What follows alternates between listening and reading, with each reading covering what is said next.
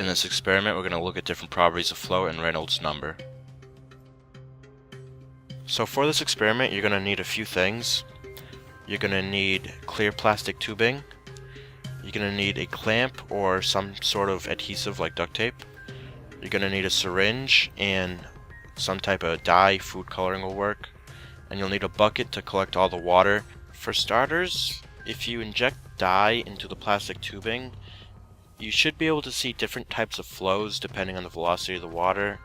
We're going to show just a quick clip on turbulent flow, but different size tubes and different velocities will give you a result of different types of flows.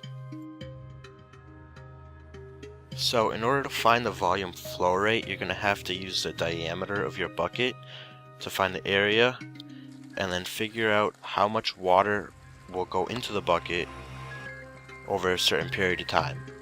So we let the water flow for 4.7 seconds into the bucket, and we're going to take a few measurements such as the time it took and how high the water is sitting in the bucket, and we're going to use that later on. So as you can see, we took the diameter of the bucket and the height of the water.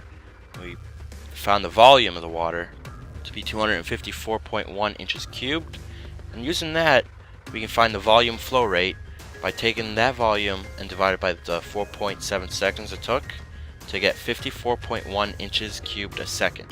After we get the average velocity, we can use that to find Reynolds number, and by doing so we can find out what type of flow, whether it be laminar, transitional, or turbulent flow.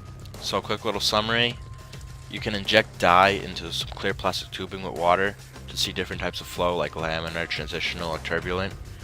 You can also have water flow into a bucket and just time it and see the water flow rate. You can also use the velocity of the flow rate to find Reynolds number, and that's going to tell you whether it's laminar, transitional, or turbulent.